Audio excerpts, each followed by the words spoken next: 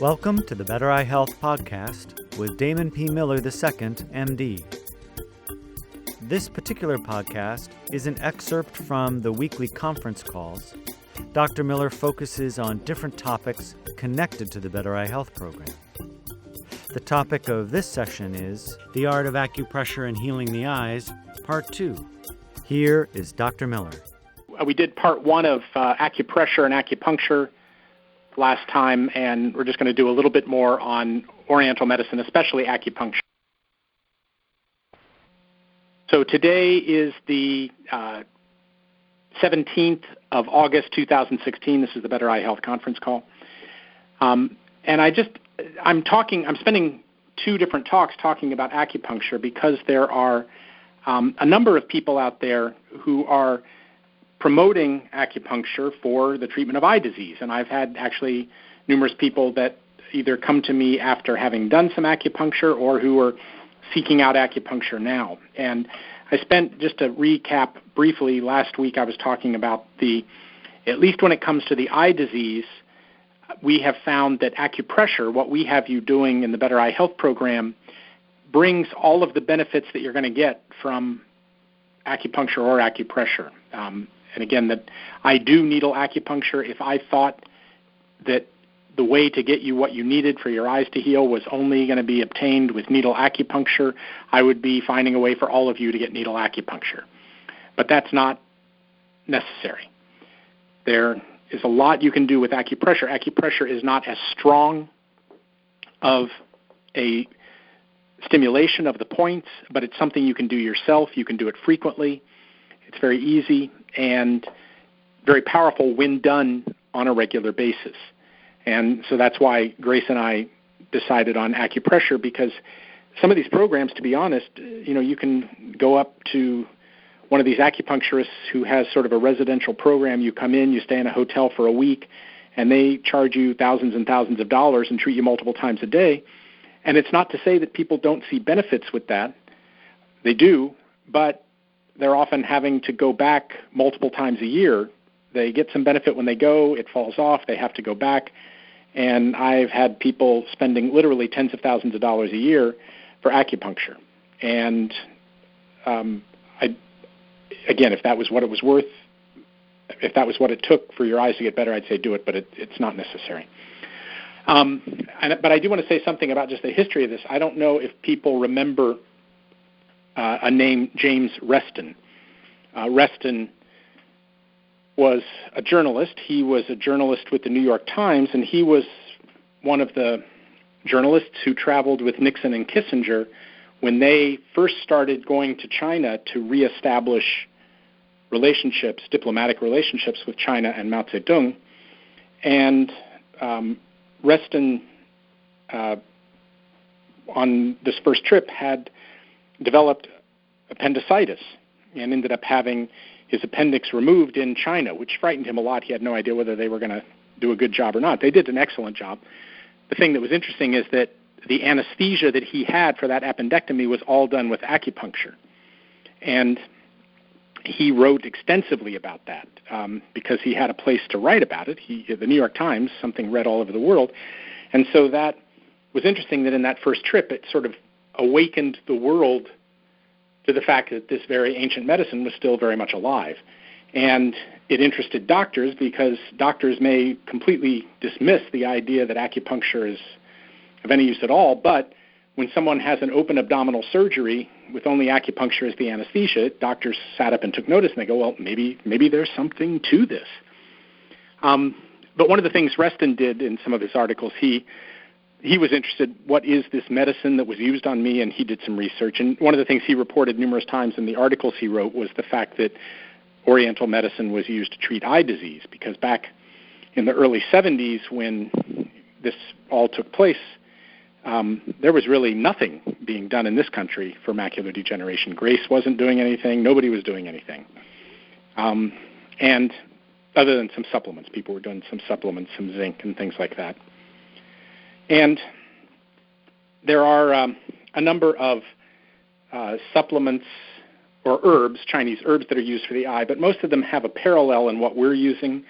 So that Chinese medicine talks about using foods that are rich in long-chain omega-3 fatty acids, things from algae, things from, of all things, snakes, things from fish.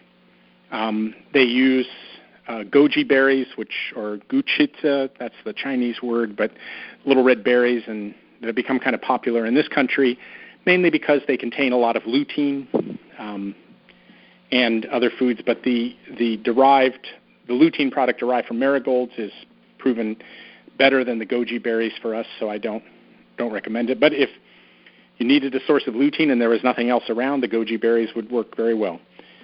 The other thing about Oriental medicine, which is very interesting, is like the program that we do, Oriental medicine recognizes that if you're having a problem with your eyes and you want to go and treat the problem at its roots and not just treat the symptoms, that you have to make the person stronger.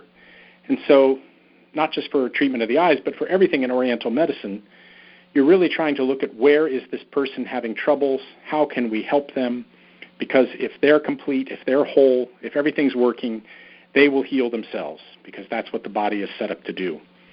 And so just the thinking and the approach that Oriental medicine takes to eye disease and everything else is worthwhile. And just changing gears a little bit, I mentioned last week that the one time I would suggest needle acupuncture, or seeing an acupuncturist, really. It's not just for the needle acupuncture, but for access to another kind of practitioner, somebody who might have an idea of how to treat a problem without giving you drugs, or without starting with drugs, without starting with a toxic or dangerous therapy, but trying something that might be safer, easier, cheaper, and that has a good chance of working.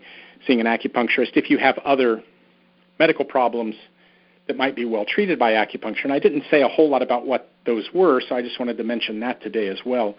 The kinds of things that acupuncture is very good for, and Oriental medicine are very good for, things like allergies, things like all kinds of digestive problems, everything from reflux and indigestion to constipation and diarrhea and malabsorption.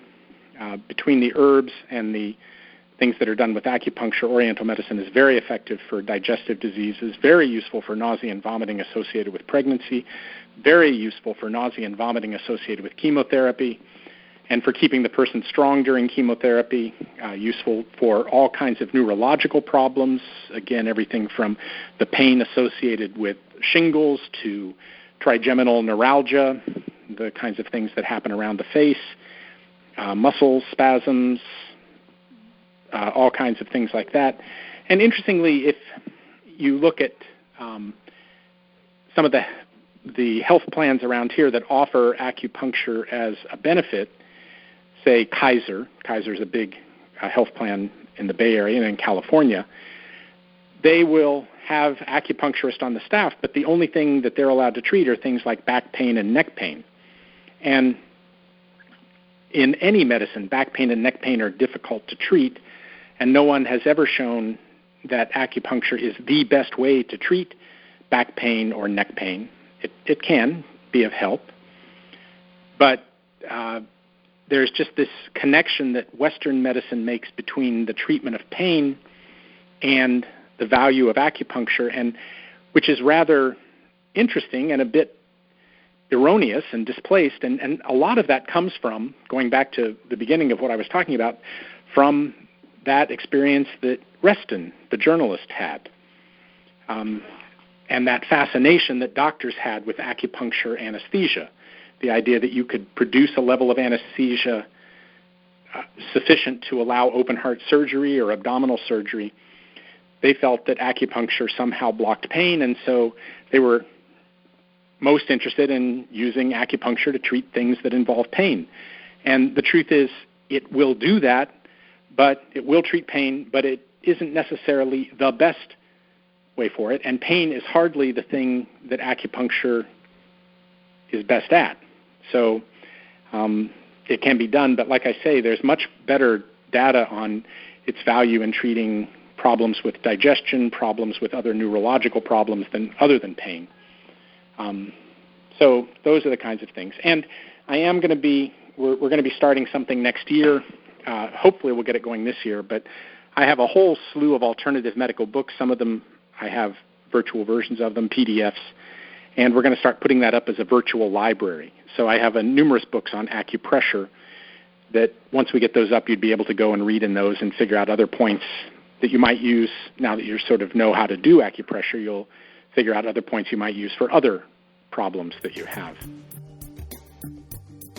Tune in for more podcasts and other presentations. Go to www.bettereyehealth.com. There is hope for sight.